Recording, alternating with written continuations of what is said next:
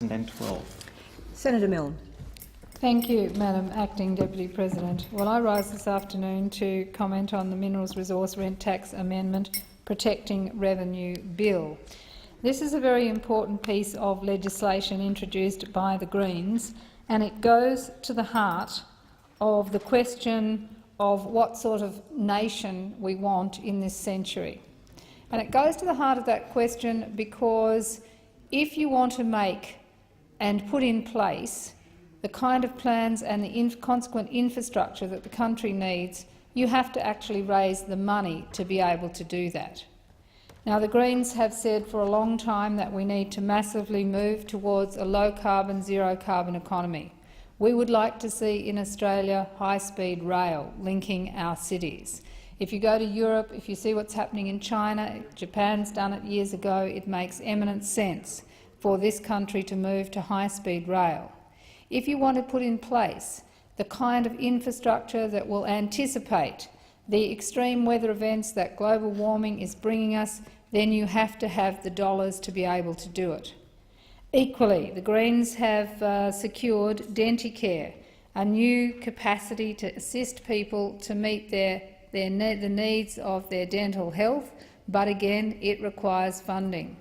My colleague Senator Seward has been running a strong campaign around the country to get people out of poverty, to make sure that we can actually allow Newstart to be increased by $50 a week.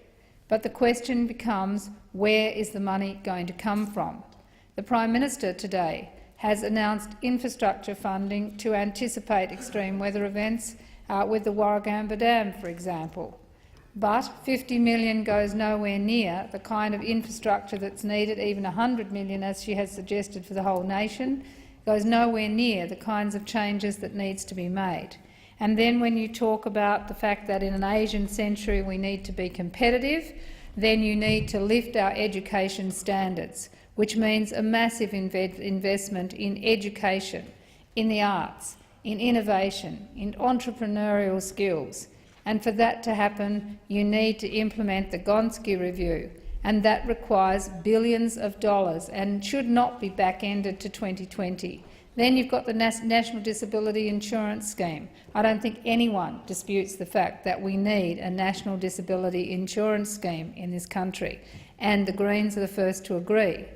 But all of these promises are essentially hollow unless there is the money to roll them out. You can't just put a tiny deposit down in the lead-up to an election and say somehow you have delivered on these things. You need to raise the money. And that's why Australians should be getting a fair return for the mineral resources which are owned by the people. These mineral resources are not owned by the mining companies, they're owned by the people, and they are in many cases non-renewable resources. In fact, in all cases, they're non-renewable resources when it comes to ores, and the result is that you dig them up and ship them away once, and that's it. So we need to make sure we are getting a decent return on those.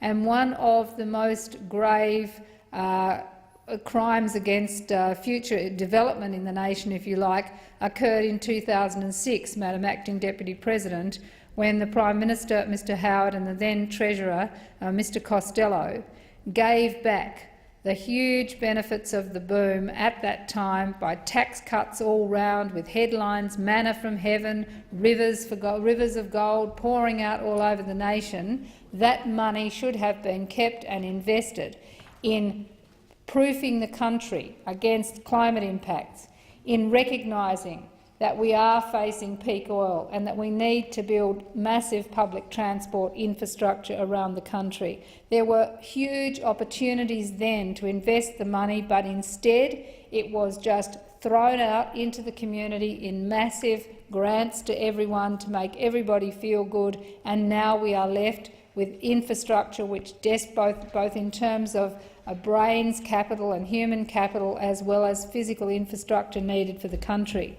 So what the Greens are saying is that we should get a fair return from our mineral resources, and that the problems with the current mineral resource rent tax needs to be fixed. So this bill would amend that tax to correct one of its most egregious flaws, and that is the rebating of any future increases in state royalties. which allows the MRRT revenue to be further eroded by state governments. This flaw gives a blank cheque to state governments. They can lift royalties knowing that they will effectively be paid by the Commonwealth Government rather than by the large mining companies. That is appalling. Now, this bill amends sections 60 to 25 of the Mineral Resource Rent Tax Act 2012 to provide that any increase in royalties after the 1st of July 2011 should be disregarded when calculating royalty credits for the MRRT.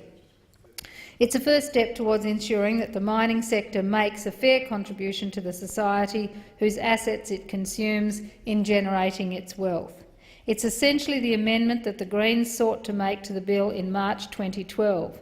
And this design flaw has not just been criticised by those on the left. It goes against what the original designer of the mining tax, Dr Ken Henry, advised. It's been criticised by the OECD, by conservative economists such as Henry Erkes, and by Nick Greiner and other members of the GST Distribution Review. It is only in the bill because of the weakness of the Treasurer, the Prime Minister and the Minister for Resources and Energy when they sat down with the big mining companies and tried to appease them so that they would call off their advertising campaign. Effectively, the miners wrote their own tax, knowing full well they would never pay it. The wording used in the heads of agreement between the new Gillard government and the big three mining companies said, quote, "All state and territory royalties will be creditable." Then, after the 2010 election, the Policy Transition Group, chaired by former BHP Chair Don Argus and Resources Minister Martin Ferguson, was established to sort out technical details of the MRRT. It recommended that all current and future state and territory royalties on coal and iron ore should be credited, which the government accepted. Restricting the crediting of royalties to the rates in place at the 1st of July 2011 would raise an additional $2.2 billion over the forward estimates. The government has made a mess of the treatment of royalties in the MRRT, and the Australian people are paying, and no group paying more significantly than single parents, who have had their support payments taken away, while the mining industry collectively has only paid $126 million, and in fact you have Marius Kloppers walking away with $75 million as a handshake, as his retirement benefit, as his walking out the door ticket, and single parents are left without that support payment, Newstart with none of the extra money that they need, and BHP essentially only paying $77 million in the tax, $2 million more than Marius Kloppers walked away with. The other significant flaw in the MRRT is the ridiculously generous depreciation provisions. The legislation allows companies a choice for determining their asset base for the purposes of depreciation. One of the choices is a market value approach. This is an extraordinary departure from standard accounting practice and allows companies to claim deduction for costs they have never incurred. Now, why on earth would the Treasurer, would the Minister, Martin Ferguson, would the Prime Minister agree to allow the companies to claim deductions for costs that they have never incurred? Market value is not a measure of costs paid out, but of the amount the market is prepared to pay for an asset. This benefits the big miners who have well-established mines now worth a lot more than their initial investment. I've circulated an amendment to stop this rort and remove this choice, so that only the book value approach can be used. The amendment commences on the 1st of July 2013, so it doesn't affect payment for this year but those years into the future. I note that the book value approach is generous in its own right, as it includes an uplift rate. We shouldn't be giving the billion-dollar multinational mining corporations more than that. If passed, the amendment would raise an additional $2.2 billion over the forward estimates. Dr Parkinson, the current Treasury Secretary, identified at estimates 5 factors that determine the revenue raised by the MRRT: commodity prices and volume, the exchange rate, state royalties, the starting cost base against which the mining companies can claim depreciation, and the difference between prices at the mine and the docks. In estimating the depreciation costs, Dr Parkinson said Treasury had relied on initial estimates from the mining companies, which they may well have changed since. In effect, he admitted that Treasury developed their assumption based on conversations with the mining companies before the tax came in, but that the mining companies had had the opportunity, once the tax became law, to rethink what their starting base would be. Why on earth would you have given the mining companies the ability to determine how much they would pay and adjust the formulas according to what they actually wanted? Former Treasury Secretary Ken Henry, in an appearance before the Senate Select Committee on Fuel and Energy in July 2010, he admitted that no Treasury officials were directly involved in the negotiations between the government and BHP, Rio Tinto and Xstrata. I find that extraordinary that the Prime Minister, the Treasurer and the Minister, Mr Ferguson, thought that they could manage this negotiation without the expertise of Treasury. That is an extraordinary thing, Madam Acting Deputy President, and what it will do is put out there into the heartland of people who perhaps thought that if there's one thing that Labor could do was actually manage the economy, if nothing else in terms of accounting practices at least, what this will have showed them is that when push came to shove, the Prime Minister, the Treasurer and the Minister excused the experts, brought in the people who were looking after their own interests absolutely 100%, Rio, Xstrata and BHP, and allowed them to determine the terms. And you can only assume from that that the deal was that the mining industry agreed to a tax that they know they would never have to pay, and that the government would appear to have a win, to have negotiated an outcome knowing that in fact the outcome would not deliver anything. That is the only conclusion you can reach, and that again goes to the heart of the fact of the competence of the negotiators in that negotiation. And that's why, Madam Acting Deputy President, I have been asking, where is the Minister for Resources and Energy, Mr Martin Ferguson? Where is the Minister? He has not been seen for months, whilst the Prime Minister and the Treasurer have been out there trying to defend their role in this. The Minister, whose job it is to be looking after resources and energy seems to have gone AWOL. And if you go to his website, he hasn't got a single transcript on there since September last year. I have to ask, where does that go in terms of transparency? Or is the Minister hoping that no one will notice, that the people of Batman won't notice that he is nowhere to be found in terms of his accountability and culpability in relation to this particular disaster? Madam Acting Deputy President, the Parliamentary Budget Office has costed a revised mining tax with the following reforms: a 40% rate of tax, royalties credited at rates in place at the 1st of July 2011, and depreciation as the depreciation starting base restricted to the book value. And if you take those three things together, those three improvements, that would raise an additional $26 billion over the forward estimates. $26 billion. And as I began my speech in saying, it is a hollow promise to say you will deliver the Gonski educational reforms or national disability insurance. It is no hope at all to people out there on Newstart if you are not prepared to take on the mining industry to raise the money to be able to fund these critical pieces of social infrastructure which benefit the entire community. And we need to be putting money into physical infrastructure, as I said, for example, high-speed rail, for example, public transport systems. It's no use standing up in Western Sydney talking about more freeways. What Western Sydney needs is light rail. As the Parramatta Council and the Greens have been saying, we need to be able to invest in the infrastructure of the future.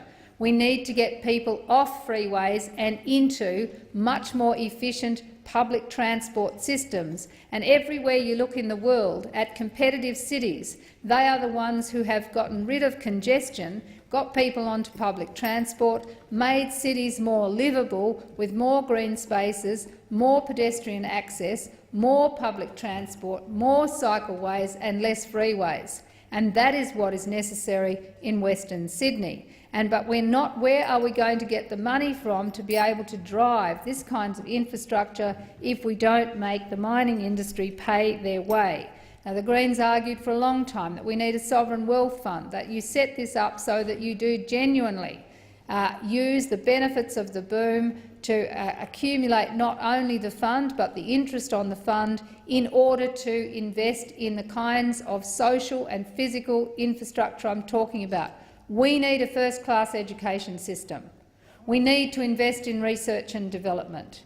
We need public transport. We need high-speed rail. We need to get ourselves rapidly moving off the old coal-fired generators and into the new energy providers, 100% renewable energy as quickly as possible. We need these things, and that's why you have to raise the money to pay for them. The Budget Office, the Parliamentary Budget Office, costed that royalty change in this bill on its own, and they had determined that raising additional $2.2 billion over the forward estimates would be from 2012-13 through to 2015-16. And the PBO costed that making the depreciation amendment on its own would have resulted in the MRRT raising an additional $2.2 billion over the forward estimates over that 4-year period, as I indicated, from 2012 through to 2016. So, Madam Acting Deputy President, I would encourage the Senate to support this bill. We have the bill in here, and we have successfully now moved for a Senate inquiry into the flaws in this bill, and also provide for the opportunity to fix it, to improve it, so that we secure the funding.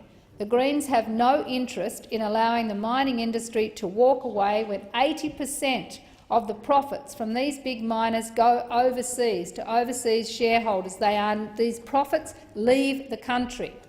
What we want to make sure is that those big mining companies actually pay a fair return on the resources that belong to the people in this country. Surely that is not too much to ask of a parliament to secure those resources, and the only reason we haven't secured them is political. Because when you think about how this happened, it happened as a consequence of Prime Minister Rudd losing the Prime Ministership over the fact that the mining industry bullied the government of the day by running a massive advertising campaign, a $20 million advertising campaign that has saved them billions. They are laughing all the way to the bank. And then, after succeeding in bringing down one Prime Minister, they have succeeded in diddling the nation through an inept negotiation between the next Prime Minister, the Treasurer and the Minister. That is what happened. It was the politics of the day that have done the Australian people out of a fair return which would have enabled us to spend on the things the nation needs. And that is where the coalition is disingenuous in this, Madam Acting Deputy President, because the coalition don't want a mining tax at all. They don't want the big miners to pay a fair return to the Australian people for our resources. They're more than happy to have the profits leave the country. And the question to the coalition is, where are they going to get the money to be able to invest in improving Newstart, to be able to invest in high-speed rail, to be able to invest in education, to be able to invest in Gonski, in national disability, not to mention the 5% emission reduction that they say they are committed to, which they don't have the dollars to actually do, nor to upscale to the level of emissions reductions that are necessary as a result of facing up to the science of climate change. So we've got a coalition who don't want the miners to pay at all, and a government who have been inept in negotiating with the miners to the point where they have embraced the interest of the miners at the cost of the people. And the Greens are standing here saying, look, we care about the people of Australia, we care about the environment, we clearly have a vision for the future, and that is the transition to the low-carbon and zero-carbon economy and to a society in which people are well-educated, well cared for, where we have a decent health system, where we have Denticare rolled out, where we don't have people absolutely constrained in situation of poverty and homelessness because we say we don't have the money to deal with it. We have the money to deal with it if we have got the political courage to take on the big miners. The Greens are prepared to stand up to the big miners, and I would urge, Madam Acting Deputy President, the rest of the Senate to support the bill. Bishop.